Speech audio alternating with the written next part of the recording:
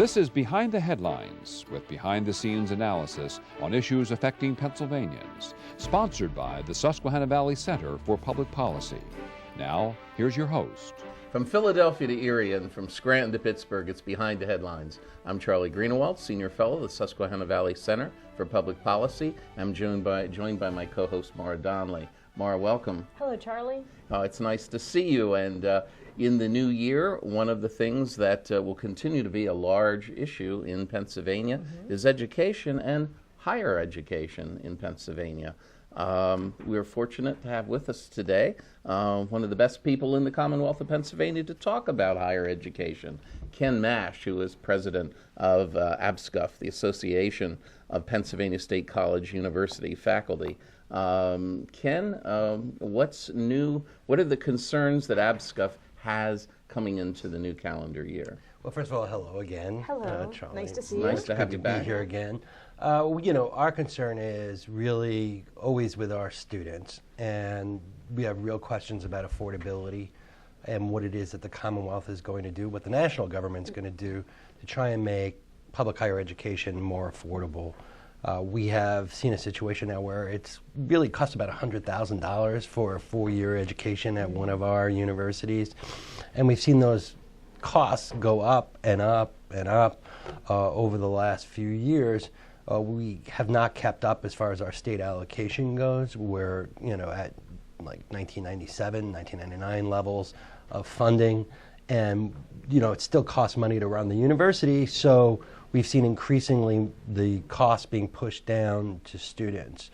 So there's a direct correlation between the amount of money that comes from the state of Pennsylvania and the level of tuition. So the lower that keeps going, the higher tuition keeps going. Yeah, there's a direct correlation. Yeah. You can actually chart it out, Yeah. that as Yeah. funding has gone down, the cost of public higher education has gone up.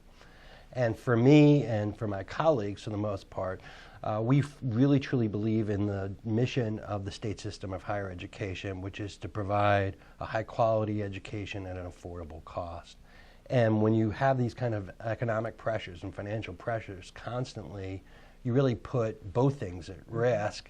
And the real question is, are we truly providing opportunities for working class people to achieve the American dream? It seems a little sappy, but it's really true. We're afraid that we're pricing people out, and we've seen it, I think, among the universities that are in the northern tier of the Commonwealth, in particular, and some of our universities that are out west. Yeah, you have some pretty amazing statistics about the drop-off in enrollment. That's got to be related to the cost of the education. Yeah, well, some of that drop-off is just natural because there was a bubble as far as births go at one point, and we had reached a high point. We're down about 5% since I think it was like 1996 or something. But we're concerned because we believe that there are populations out there who really truly would be going to our universities if they could afford to do so. And when we look at the stats and we see that only 40% of Pennsylvanians have an education beyond high school, then we start to wonder what is going on out there.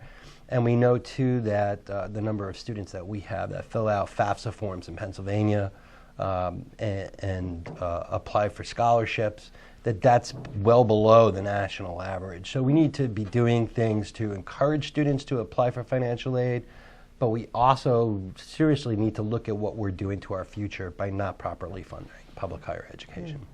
Well, Ken, for anyone like Mara and myself who try to follow public affairs in Pennsylvania, APSCUF has done a wonderful job over the years in getting this message out about college affordability and the need for a sufficient level of state support. I think in the 1980s, the Commonwealth was providing about 60% of the costs of running the state system. Today, it's about 25%. That's a huge drop. Yeah, I think it's even less than 25% at some of our universities, like Millersville University, which has gone to a per-credit tuition model. Actually, the students are even picking up a higher portion of that. And again, there's an impact. If we want a Commonwealth that's going to be attractive for businesses to come, high-tech industries, which are which is the future, then we have to be able to have a highly educated population. And we're not going to do that unless we commit the resources to doing that. Well, I guess my question, Ken, though, was Maura and I and many people that try to follow public policy here in Pennsylvania are aware of this issue because of APSCUF. What's the awareness on Capitol Hill? As you go walk through the halls of Capitol Hill and meet with our legislators, do they have a strong awareness of this or not? What can be done to bring this home to them? Well, I think it's always important for people to be in contact with their legislators and to talk about a whole variety of issues, among which is this one, too. We've spread the word pretty much, and I think a lot of legislators understand that Pennsylvania is 47th when it comes to per capita funding for public higher education. And I think there's general agreement, and it's bipartisan agreement that that's not sufficient. When we get back to that idea that our universities are supposed to be helping people, working class people, I don't think that's a partisan issue. And in fact, when we have conversations with people, both sides understand it. But I do think that we're sort of caught up, like everybody else, in the overall budget issues that are hanging over the Commonwealth. What we're looking forward to doing in this next year is taking some of the studies that have been done by the Pennsylvania Budget and Policy Center, and the Keystone Research Center, making them more broadly known. And we are looking forward to the fact that they are going to be advocating for some sort of serious, either free tuition or some portion of it, of paying for college, to help advocate for that, to get awareness up out there that there really truly is an issue. When we say free tuition and things like that, it's not free college. There's obvious costs that remain, including housing, which has gone up like 75% since 2000. So, I mean, there's still costs out there, but we've got to do something to help working class people. They're the ones that are feeling the pinch. I think after the tax bill and the national government level, they're still the ones who are going to be feeling the pinch. We need to look at ways that we're going to make people's lives better, and in doing so, improve the overall economy in the Commonwealth. You've had some really successful student rallies. Are you planning any when the weather starts to warm up? Yeah, I don't think they want to come in February. So no, I'm not sure I want to stand out there in February too. I think what we're going to do is we're going to try and do what we always do, which is try and plan out a strategy that will be the most effective. Our intention is to work with students and with other interested parties to form a coalition to be making this case loudly. That may include a rally at some point. Good. Ken, recently APSCUF had to have its first strike, which was how long? 2 days? It was 3 days. 3 days. A 3-day strike, and things were settled rather quickly after that. And now the state has offered the state faculty a 1-year continuation, and it looks like that's going to be wrapped up fairly soon. What is in the offing for the union's relationship with the state?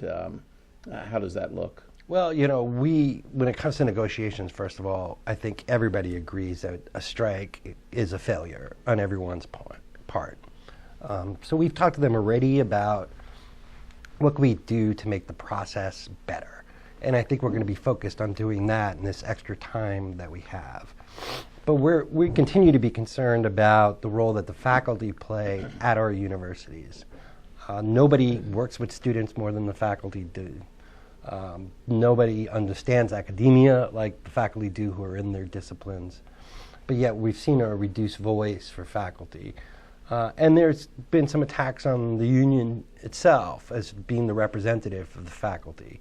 But I think our faculty are convinced that APSCUF is the proper mechanism to hear out what the faculty think on issues in higher education in Pennsylvania. Where can people, our viewers, get their hands on these Keystone reports, the studies that have been done? Yeah, you can look on our website, which is appscuf.org, or on the Keystone Research Center website, which I believe is krc.org. Okay, that's great. And what you're referencing there are that APSCUF has gone out and created a relationship with the Keystone Research Center, and they have done some additional work on this above and beyond what anyone else has done here in Pennsylvania to talk about some of these issues and quantify them. Is that fair to say, Ken? Yeah, they've done 4 reports now. Okay. And they've really delved into the issue in a major way. So in addition to the college affordability discussion, it's a new year. What else are you going to be working on? Well, we're going to be looking at our universities and what we can do to better serve our students, which we're always going to do. We're going to be looking at some of our universities like Mansfield and others as they come up with strategies to try and increase enrollment.